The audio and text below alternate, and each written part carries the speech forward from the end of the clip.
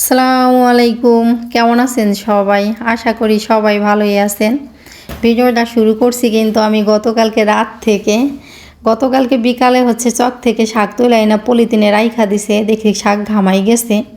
আর এই ঘরে আইসে দেখি বালতির ভিতরে দুধ, আর তখনই দেখলাম শাক।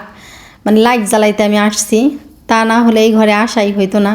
ওই যে গেটের লাইটটা আমাদের এই ঘরে সুইচ, এই ঘরে লাইট জ্বালাইতে আইসে দেখি শাকের ওই অবস্থা। আর বালতিতে দুধ ছিল, সেই দুধ তারপরে ঘরে এনে রাইখে দিছি। তা না হলে তো লাইট যদি না জ্বালাইতাম ওই ঘরে কিন্তু যাওয়াই হইতো না, দুধ নষ্ট হয়ে যাইতো। এটা আজকে সকালে, খুব ভোরে আমি আজকে ঘুম থেকে উঠছি। ওঠার পরে টুকিটাকি কাজ করছি, করার পরে রাস্তার দিকে আসছি। আইসা দেখি যে এখনও রাস্তায় কিন্তু অনেক কুয়াশা। এখন কিন্তু সকালের টাইম, সকাল 7টা বাজে। তা রাস্তার দিকে আসছি, দেখি 7টা বাজে। মোবাইলের দিকে তাকাই দেখি তারপরও প্রচণ্ড পরিমাণে কুয়াশা পড়ছে। বাড়ির ভিতরে কিন্তু তেমন শীত লাগতেছে না। রাস্তায় আসছি, পরে দেখি যে ভালোই শীত লাগতেছে। তা আমি তো 2-1 পা করতে করতে ওই পুষ্কুনির ওই মাথায় চলে গেছি। পিছনের দিকে তাকাই দেখি যে পিছনে কে আছে আমি দেখতে পারতেছি না। আমার তো অনেক কিছুটা ভয় ভয় লাগতেছিল যে আমি যে পুষ্কুনির এই মাথায় আসছি, রাস্তার থেকে তো আমাকে দেখাই যায় না। আমি আবার তাড়াতাড়ি পিছন দিকে ব্যাক করছি। তো যখন চলে আসবো তখন দেখি কি যে সূর্য উঠছে। তা সূর্যও কিন্তু আমি ওই কোনায় গেছি, পরে একটু একটু দেখা গেছে। পরে আবার আর একটু আমি আগাইলাম যে সূর্যটা একটু ভালো করে দেখি। পিছন দিকে তো চলেই আসছিলাম।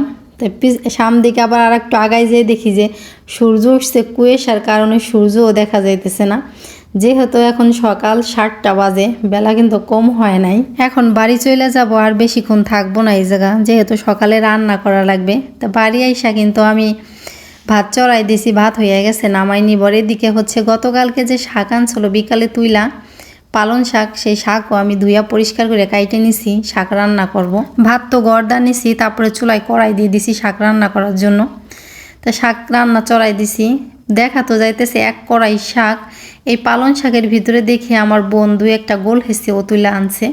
তা গোল হেসি বেশি না অল্প, তা ভাবলাম আলাদা করে রান্না করব না, পালন শাকের সাথে রান্না করে ফেলাই। দেখেন লবণ দেওয়ার পরে খুন্তি দিয়ে তো মেপিট ওপিট করে লাড়তেছি, পরে একেবারে কুইমা চাইতেছে শাক। প্রথমে তো শাক কড়াইতে দিছি, পরে 1 কড়াই দেখা গেছে। তাই আরও মইজে যাবে কিন্তু শাক এতগুলা থাকবে না। এদিকে লাউ কেটে নিছি, আজকে লাউ ডাল রান্না করবো। এই জন্য শুধু লাউ আর লাউ আমাদের বাড়ি আনা হইতেছে। এখন লাউ যে সস্তায় পাওয়া যাইতেছে বাজারে তাও না। লাউর চুচাও রাইখে দিছি, আজকে ভাজি করব না, আগামীকালকে ভাজি করে খাবো। লাউ চুচার ফেলাই নিয়ে রেখে দিছি। তো শাক দেখেন পানি বের হয়েছে, অনেকটাই পানি বের হয়েছে শাক থেকে। আর শাক কিন্তু অল্প হয়ে গেছে। শাক রান্না করা আমার হয়ে গেছে, শাক নামাই নিছি। তা ভাবলাম যে গতকালকে রাতে যে দুধ ফ্রিজে রাইখে দিছি, আবার সকালেও আমাদের গাই দোয়াইছে, সেখান থেকেও কিছু দুধ রাখছি। এখানে 1 কেজিরও বেশি দুধ আছে। তা ভাবলাম সিমাই রান্না করি, সিমাই আছে ঘরে। অনেক দিনই হলো সিমাই রান্না করি না, তো হঠাৎ করে আজকে মনে হলো সিমাই রান্না করব। তা ফ্রিজে সেই দুধ দিয়ে, আর মার কাছ আজকে মা গাই দোয়াইছে, পরে সেখান থেকেও দুধ নিয়ে 1 কেজির বেশি দুধ হবে, পানি মিশাই নেই, পরে সিমাই রান্না করলাম। তো 1 কেজি দুধে পানি না মিশিয়ে যতটুকু সিমাই হয়েছে ততটুকুই রান্না করছি। সিমাইটা অনেক মজা হয়েছে। সিমাই রান্না করার পরে দেখি কি এই জায়গায় বিলাইতে পা চাটতেছে। ময়মুরব্বির মুখে শুনি বিলাইতে পা চাটলে নাকি বাড়িতে মেহমান আসে। আমি তোর বলি থাক, আমাদের পা চাটা লাগবে না, এই শীতে মেহমানের দরকার নাই। সিমাই রান্না করার পরে ডাল সেদ্ধ বসাই দিছি, যেহেতু লাউ ডাল রান্না করব আজকে। আর ফ্রিজ থেকে মাছ বের করে ভিজাই নিছি। সেদিনকে যেই কাকি চাল কুটে গেছে একটা ভিডিওতে দেখাইছি, আজকেও সেই কাকি আসছে আবারও চাল কুটার জন্য। আমি এই পাশে রান্না করতেছি, আর কাকি ওই পাশে চাল কুটতেছে, যেহেতু রান্নাঘরের ভিতরেই আমাদের ঢেকে। মাছ তো ভাইজা মশলা দিব, এই জন্য মাছের মশলা বাটার জন্য পেঁয়াজ মরিচ কাইটে নিতেছি, এইগুলো আবার পাটায় বাইটে নিব। এদিকে আমার ডাল সেদ্ধ হয়ে গেছে, এখন ডালটা সুন্দর করে চামচ দিয়ে লাইরে নিতেছি। বড় একটা চামচ নিছি, তাড়াতাড়ি যেহেতু ডালটা সুন্দর করে গলে যায়। আর বড় চামচ দিয়ে তাড়াতাড়ি আমার কাছে মনে হয় কি এইভাবে লাড়লে তাড়াতাড়ি সুন্দর করে এই ডালটা গলে যাবে। তা আমার কিন্তু বেশিক্ষণ লাগে নাই।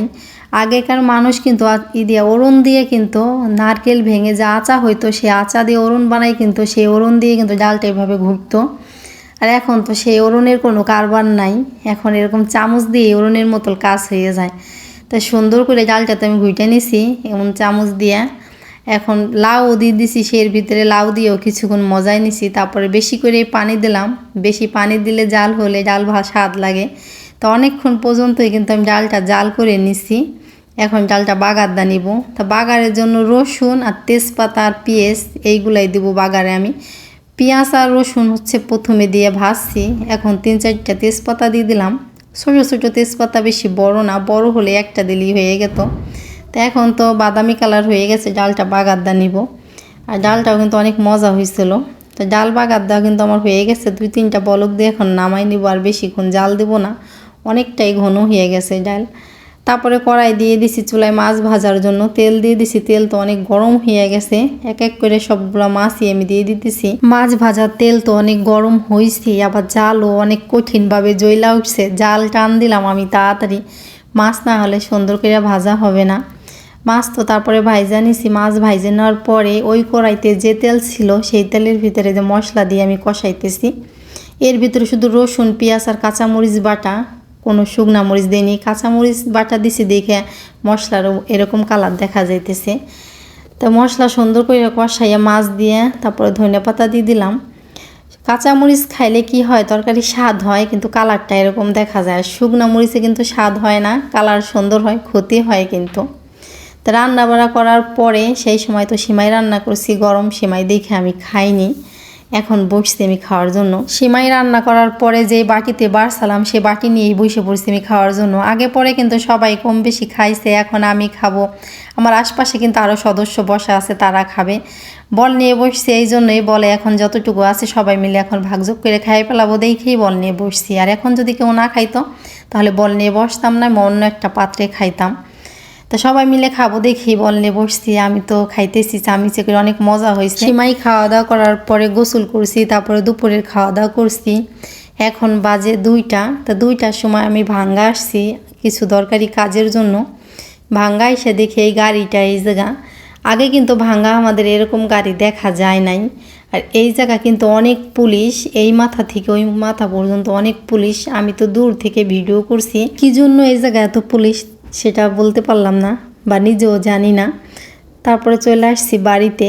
এই ফেয়ার অ্যান্ড লাভলি সোনও কিন্তু আগে 250 টাকা ছিল, মানে তারও কম ছিল। তারপরে 250 টাকা, তারপরে 300 টাকা, আর আজকে 420 টাকা দা কিনে আনা লাগছে। আর এই জায়গায় অনেকগুলা কোয়েল পাখি সেদ্ধ ডিম আনা হয়েছে। আর হচ্ছে আমার বোন ভাঙা যাইতে পারে নাই, আমার কাছে টাকা দিয়ে দিছিল ওর জন্য একজোড়া চিপস স্যান্ডেল আনার জন্য। আর এই জায়গায় মেয়ের জন্য হচ্ছে 1 প্যাকেট আমি বিরিয়ানি নিয়ে আসছি। মেয়েকে ডাইকে বললাম যে তোর জন্য 1 প্যাকেট বিরিয়ানি আনছি। মেয়ে তো তখন বললো যে আমি এখন খাবো না। তাই বললাম ঠিক আছে, এখন যেহেতু খাবি না তো ঢাইলে রাইখা দে। ও পরে ঢাইলে রাইখা দিছে, তখন খায় নাই। ও তো আর ঢালে নাই, ঢালছি আমি। মানে ও পারতেছিল না, মানে প্লেট এইভাবে দিয়ে বিরিয়ানিটা ঢালার জন্য। পরে আমি ওইভাবে প্লেট দিয়ে প্যাকেট থেকে ঢাইলে রাইখা দিছি। ও তখন খায় নাই, ঘন্টাখানিক পরে সে যে খাইতেছে। আর এই লেগ পিস এক দোকানে বিরিয়ানি আনতে গেছি, বলছি লেগ পিস দেওয়ার জন্য। এটা তো মোরগ পোলাও বিরিয়ানি না, সেই দোকানে লেগ পিস নাই, পরে অন্য দোকান থেকে আনা হয়েছে। ও লেগ পিস ছাড়া আবার খায় না। পরে সেদ্ধ কোয়েল পাখি ডিম আনা হয়েছিল, সেগুলা খাইতেছে। আর এই ডিম তো মনে করেন 100 টাকা খাইলেও পেট ভরবে না, একটু একটু ডিম। তা আমি খাইতেছি, ও খাইতেছে, আমার বোন খাইতেছে। কোয়েল পাখির ডিম কিন্তু অনেকেই খায় না, কিন্তু না, খারাপ না, ভালোই লাগে। আজকের ভিডিওটা আমার এই পর্যন্তই। কেমন হলো আমার ভিডিও অবশ্যই কমেন্টে জানাবেন।